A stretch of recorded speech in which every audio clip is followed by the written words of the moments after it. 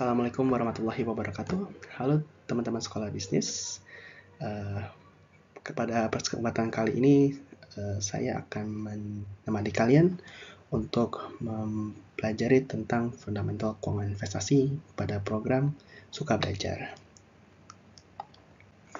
Pada bab pertama, pembukaan dari fundamental keuangan investasi, kita akan membahas tentang Introduction of Corporate Finance. Selama perjalanan kita akan ditemani dengan suatu buku yang bernama Fundamental of Corporate Finance yang ditulis oleh Ross, Westerfield, dan Jordan. Sebagai fun fact, 80% materi berasal dari buku ini, dan soal UTS keluar juga dari buku ini. Oke, sebelum mulai, kita membayangkan dulu sebagai teman-teman pebisnis masa depan nih. Bayangkan kalian akan membuat usaha, misalkan seperti kedai kopi. Apa terpikirkan oleh teman-teman untuk memulai membangun bisnis? Mulai dari belanja modal dulu.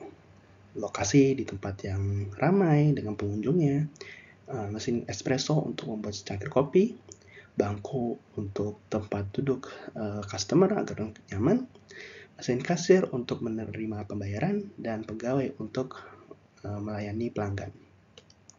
Lalu dari belanja modal tersebut, kita harus ketahui asal uang atau modal untuk membelanjakan pada bisnisnya. Biasanya kita meminjamkannya dari bank dengan membayarkan bunga juga. Nah, lalu dari keseluruhan modal yang kita dapat, lalu dibelanjakan untuk aset-aset bisnis, harus kita tentukan sumber pendapatannya. Bisa jadi kita berjualan kopi dan ditemani oleh makanan ringan. Nah, corporate finance pada dasarnya adalah studi tentang bagaimana perusahaan menjawab 3 pertanyaan penting yang menjadi inti dari operasional dan pertumbuhan bisnis. Pertanyaan-pertanyaan ini membentuk tulang punggung proses pengambilan keputusan keuangan di setiap organisasi. Nah, pertanyaan pertama adalah investasi jangka panjang apa yang harus dilakukan perusahaan, atau kita sering sebut sebagai capital budgeting. Ini melibatkan proyek atau peluang yang akan menghasilkan nilai bagi perusahaan dalam jangka panjang. Misalkan pada studi kasus toko kopi tadi, apakah kita harus menginvestasikan modal kita untuk membeli mesin espresso yang lebih bagus, lebih canggih, atau memperbanyak outlet di setiap daerah begitu, atau bahkan mengembangkan produk baru. Nah, selanjutnya pertanyaan kedua, dari mana perusahaan akan mendapatkan pembiayaan jangka panjang untuk membayar investasinya, atau kita sebut di sini sebagai capital structure.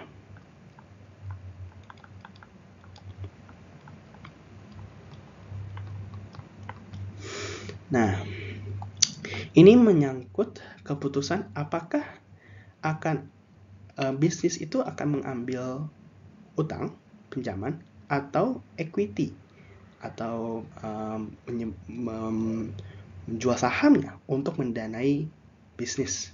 Tujuannya adalah menemukan keseimbangan yang tepat antara kedua sumber dana ini untuk meminimalkan biaya dan memaksimalkan hasil dari kegiatan bisnis. Dan terakhir, pertanyaan ketiga, bagaimana perusahaan akan mengelola aktivitas keuangan sehari-hari, atau kita sebut sebagai working capital management.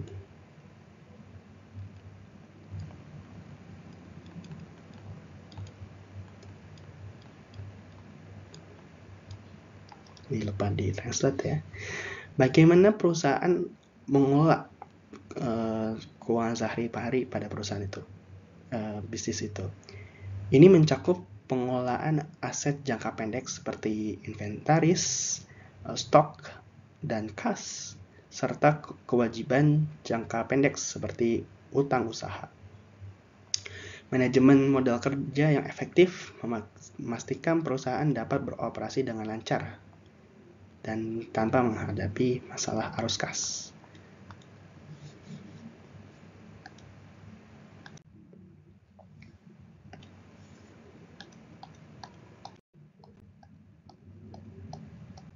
Oke, sekarang kita bahas lebih dalam dari ketiga pertanyaan tadi ya.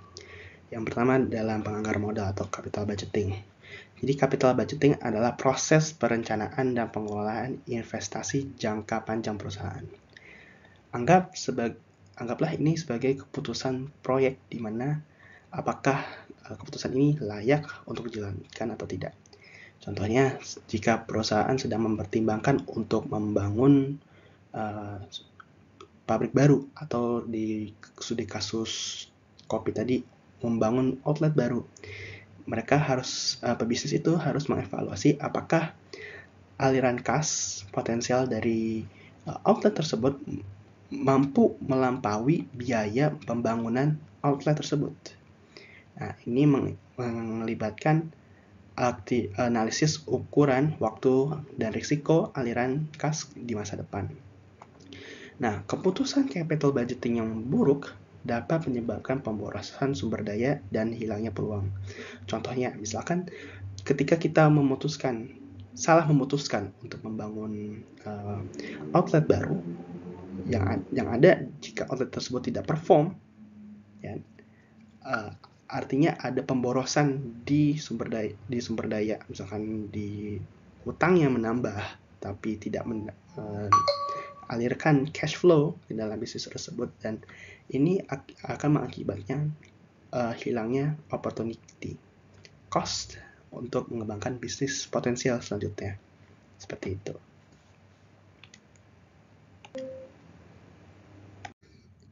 Selanjutnya, capital structure. Nah, atau struktur modal. Capital structure mengacu pada kombinasi utang dan ekuitas yang digunakan oleh perusahaan untuk mendanai operasinya. Nah, bayangkan aliran kas perusahaan ini pada kombinasi utang dan equity itu sebagai porsinya. Struktur modal ini mengatur porsinya ini dibagi antara kreditor, jika kalian meminjamkan uang ke bank untuk mendanai bisnis kalian, dan pemegang saham. Misalkan jika kalian itu menjual porsi dari bisnis kalian ke funding kapital gitu. Nah, perusahaan akan memutuskan lebih baik berhutang karena utangnya itu lebih murah daripada kalian harus menjual porsi kepemilikannya, atau sebaliknya. Jadi menentukan struktur modal ini adalah hal yang penting untuk dilakukan oleh pebisnis. Nah, yang terakhir ada manajemen modal kerja atau working capital management. Hal ini berfokus pada operasi keuangan harian perusahaan, mencakup pengelolaan aset jangka pendek seperti inventaris dan piutang, serta kewajiban jangka pendek seperti utang usaha. Nah, misalkan pada kasus kedai kopi tadi, jika kedai kopi tersebut tidak memiliki cukup uang untuk membayar suppliernya seperti supplier kopi, susu, dan krim, nah, hal ini bakal mengganggu flow untuk mendapatkan sales. Nah, ini akan menghilangkan yang namanya opportunity cost untuk menjalankan bisnis kalian. Nah, manajemen modal kerja efektif memastikan perusahaan memiliki likuiditas yang cukup untuk menjaga kelancaran operasinya. Sekarang kita beralih membahas bentuk organisasi bisnis. Struktur suatu bisnis memiliki dampak yang signifikan pada cara bisnis tersebut beroperasi, mengumpulkan modal, dan mengelola risiko. Nah, bentuk paling sederhana dari organisasi bisnis adalah usaha perseorangan, yaitu bisnis yang dimiliki oleh satu orang. Nah, misalkan contoh dari bisnis perseorangan ini adalah seperti freelancing atau self-employment. Freelancing berarti kalian sendiri sebagai pekerjanya, kalian sendiri yang mengoperasikan freelancing tersebut, kalian sendiri yang menerima sales ya, dan kalian sendiri yang memanage semua rantai operasi pada bisnis tersebut. Nah, keuntungannya, ini adalah hal yang bisnis yang paling sederhana untuk memulai karena hanya kalian dan hanya kalianlah yang menjalankan bisnis tersebut. Nah, paling mudah, paling tidak diatur, artinya kalian punya independensi untuk menjalankan bisnis tersebut, ya kan? Lalu pemilik akan menerima dan menyimpan semua keuntungannya. Nah, namun ada kelemahan, yaitu pemilik memiliki tanggung jawab yang tidak terbatas. Tidak terbatas ini maksudnya jika perusahaan kalian fail, bisnis freelancing kalian fail, ya fail gitu.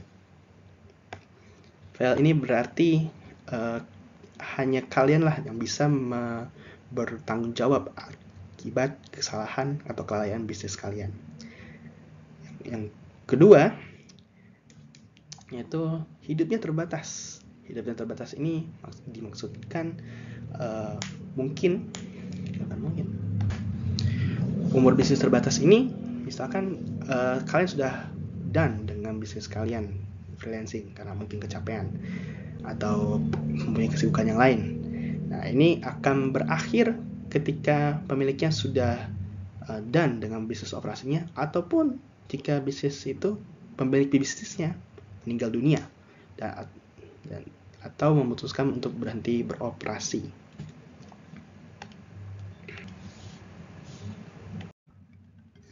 Berikutnya ada kemitraan atau partnership. Organisasi bisnis ini melibatkan dua atau lebih individu atau entitas.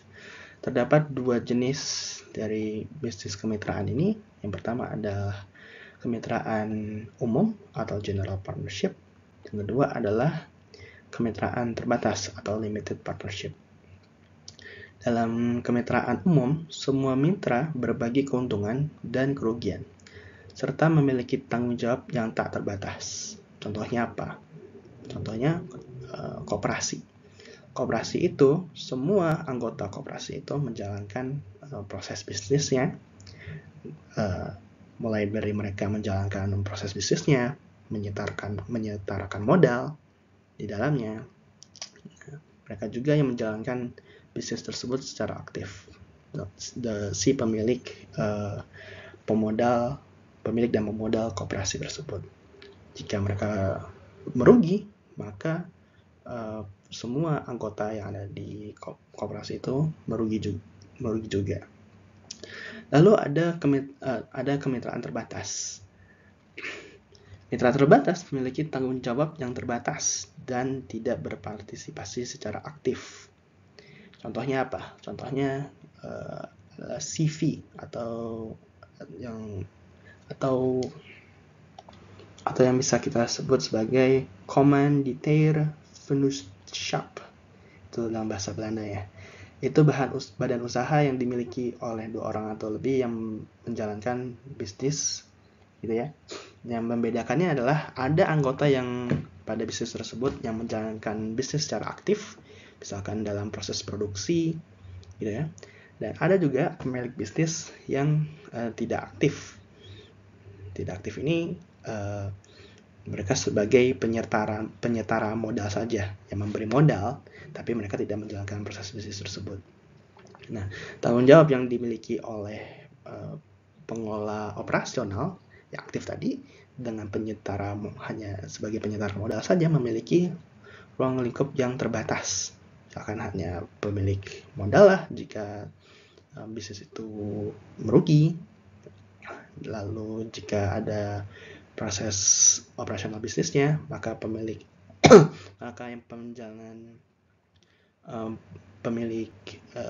secara aktifnya itu yang bertanggung jawab. Kedua, kemitraan ini memiliki keuntungan dan kerugian, yaitu kemitraan ini mudah dibentuk dengan perjanjian informal, misalkan hanya dengan ucap dari percakapan kita sehari-hari. Ayo bikin bisnis cuci sepatu misalkan, itu dilakukan secara informal dan dijalankannya bisa dengan cepat, kurang dari 1 hari gitu ya. Nah, kekurangannya, kewajiban ini untuk mitra umum itu kewajibannya tidak terbatas, masa hidup yang terbatas juga, karena sekali adanya partner yang berpisah, mungkin perusahaannya itu juga akan berhenti beroperasional.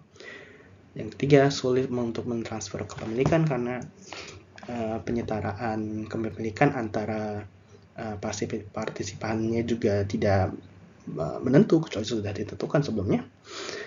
Yang terakhir adalah akses terbatas ke modal karena hanya kepada pemilik dan partisipan aktif atau yang tergabung pada organisasi itulah, pada kemitraan itulah yang hanya dapat menyetarakan modal tersebut.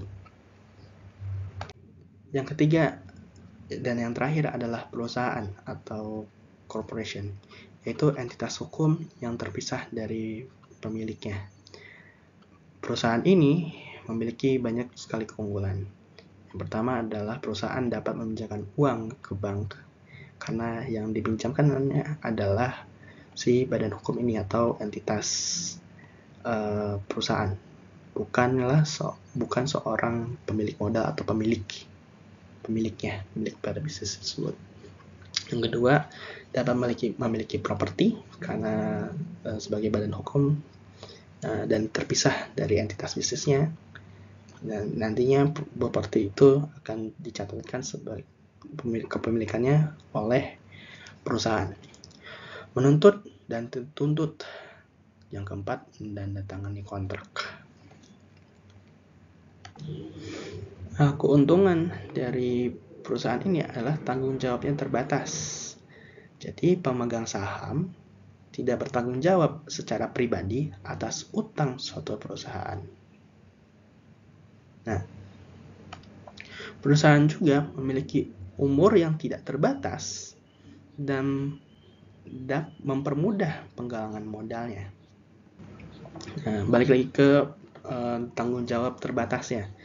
Jadi ketika kita sebagai pemegang saham suatu perusahaan, kita memiliki satu lot atau satu saham GoTo. Saya kan sebagai pemilik dari beberapa miliar atau ratusan modal kepemilikan yang dimiliki oleh perusahaan GoTo. Seperti itu. Nah, saya sebagai pemilik dari ratusan juta bahkan miliaran lembar saham tersebut tidak memiliki tanggung jawab pribadi atas utang yang dimiliki oleh GoTo. Seperti itu. Perusahaan tidak memiliki umur yang tidak terbatas.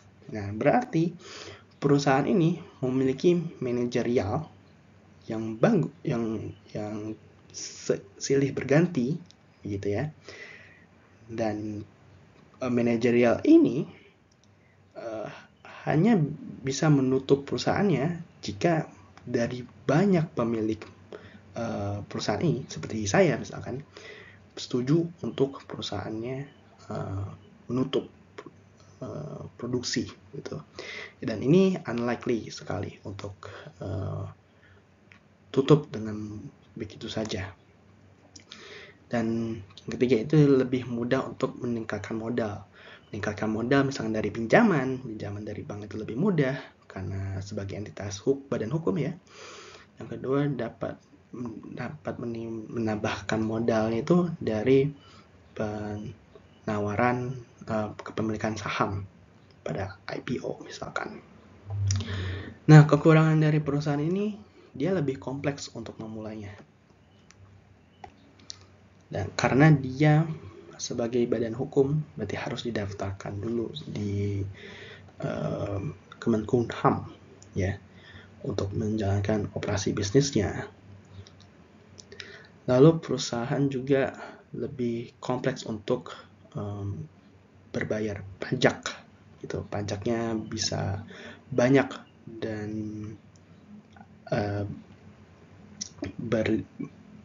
berbanyak aturan seperti itu.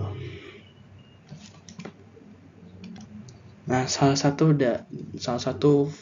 form atau bentuk dari perusahaan ini adalah perseroan terbatas atau limited liability company. Perseroan terbatas ini sering kita jumpai ya. Yang nama perusahaannya di depannya ada PT. Ini namanya perseroan terbatas. Ini adalah gabungan organisasi, partnership dan perusahaan. Nah, perseroan ini perusahaan ini menawarkan tanggung jawab terbatas sambil menghindari pajak ganda. Namun harus memenuhi kriteria dari bukan IRS ini, dari perpajakan di Indonesia atau Dirjen Pajak lah ya. Jadi, karena diambil dari buku di US. Lanjut. Jadi tadi setelah kita membahas 3 pertanyaan mendasar dari keuangan korporasi dan bentuk-bentuk dari organisasi bisnis, apa tujuan utama dari manajemen keuangan? Tujuan utamanya adalah memaksimalkan nilai perusahaan saat ini per lembar saham dari saham yang ada, atau yang bisa kita sebut sebagai valuasi. Nah, valuasi itu dinilai dari seberapa besar si perusahaannya. Oke. Dinilainya dari jika perusahaan tersebut adalah perusahaan terbuka, harga saham saat ini dengan banyaknya saham yang beredar sekarang. Nilainya bisa miliar-miliaran, triliun-triliunan gitu ya.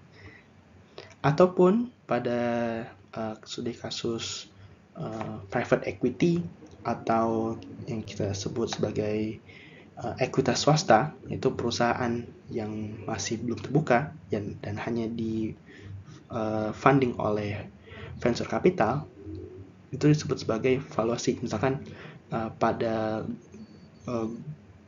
Gojek atau Goto itu awalnya mempunyai valuasi unicorn, dekakorn. Nah, itulah valuasi yang ditetapkan oleh banyak venture capital dalam menilai berapa sih worth dari bisnis tersebut. Namun, dengan hanya berfokus pada maksimalisasi keuntungan, bisa jadi bermasalah. Maksimalisasi keuntungan yang tidak memperhitungkan waktu, gitu ya. Apakah perusahaan harus memprioritaskan keuntungan jangka pendek atau pertumbuhan jangka panjang? Itu juga mendapat mengabaikan risiko yang merupakan salah satu faktor yang penting dalam pengambilan keputusan. Nah, selain itu, angka akuntansi seperti laba bersih mungkin tidak mencerminkan nilai sebenarnya dari perusahaan. Seperti kasusnya Fishery ya. Seperti itu. Yang mereka menilai yang mempunyai valuasi bermiliar-miliaran dolar. Padahal dia memanipulasi nilai akuntingnya. Dengan hanya memfokus pada maksimisasi nilai, manajer keuangan bertujuan untuk meningkatkan kekayaan pemegang saham, sambil mengakui bahwa pemangku kepentingan lainnya, seperti karyawan, pelanggan, dan supplier juga memiliki peran yang penting. Nah, penting untuk dicatat bahwa ini tidak berarti terlibat pada perilaku yang tidak etis atau ilegal. Itu harus dihindarkan oleh pemilik bisnis. Setelah itu, kita membahas tantangan dari corporate finance ini. Itu adalah masalah agensi. Masalah ini terjadi ketika ada konflik kepentingan antara pemegang saham dan manajemen. pada perusahaan tersebut. Misalkan manajer mungkin lebih menghindari risiko dibandingkan pemegang saham karena mereka takut pada kehilangan pekerjaan mereka, atau mereka mungkin lebih fokus memperbesar ukuran perusahaan dengan mengorbankan profitabilitas. Nah, untuk mengurangi masalah ini, perusahaan menggunakan beberapa strategi. Salah satunya adalah pendekatan kompensasi manajerial, di mana manajer diberi penghargaan berdasarkan kinerja keuangan perusahaan. Misalkan didapat bonus dengan opsi saham, diberikan saham kepemilikannya, dengan mengaitkan kepentingan manajemen sebagai pemilik daripada saham tersebut. Mekanisme lain adalah dengan adanya dewan direksi yang dipilih oleh pemilik saham atau shareholder untuk mengawasi manajemennya. Jika pemegang saham tidak puas dengan manajemen, mereka dapat memulai proxy fight, gitu ya, untuk mengganti dewan atau tim manajemen. Nah, kasus paling ekstrim, perusahaan yang dikelola dengan buruk dapat menjadi target untuk pengambil alihan atau takeover. Karena mereka sebagai pemilik modal yang mempunyai hak suara untuk melakukan apapun, karena mereka memiliki perusahaan tersebut. Selanjutnya kita bahas tentang financial market atau pasar keuangan yang memainkan peran penting dalam keuangan perusahaan. Pasar keuangan dibagi menjadi dua, yaitu pasar primer dan pasar sekunder. Pasar primer itu maksudnya pasar utama ya. Pasar utama gitu ya. Di pasar primer, sekuritas dijual untuk pertama kali ya. Bukan securities, maksudnya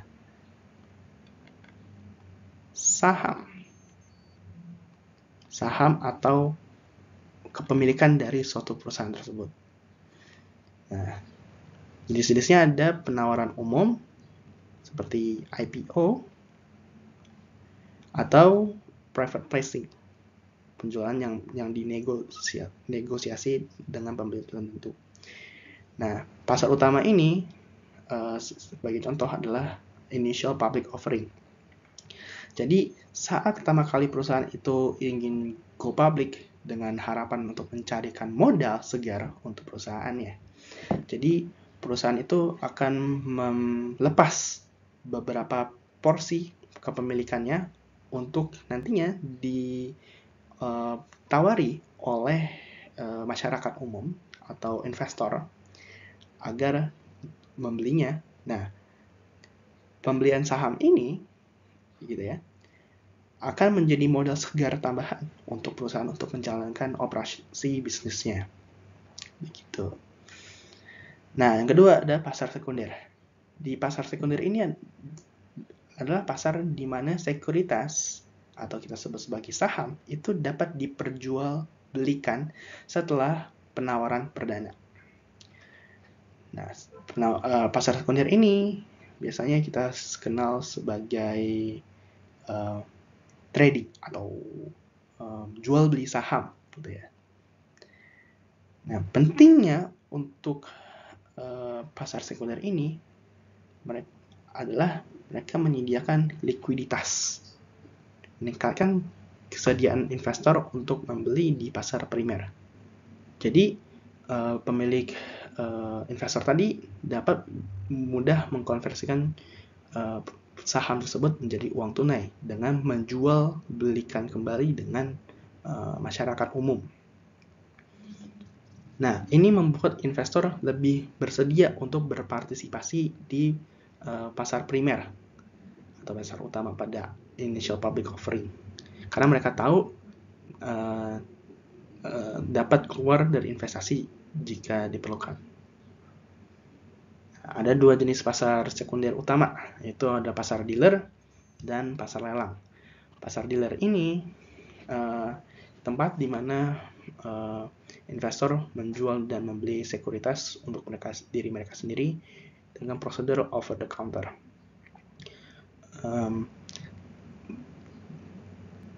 Jual beli ini yang bisa kita operasi jual beli ini yang bisa kita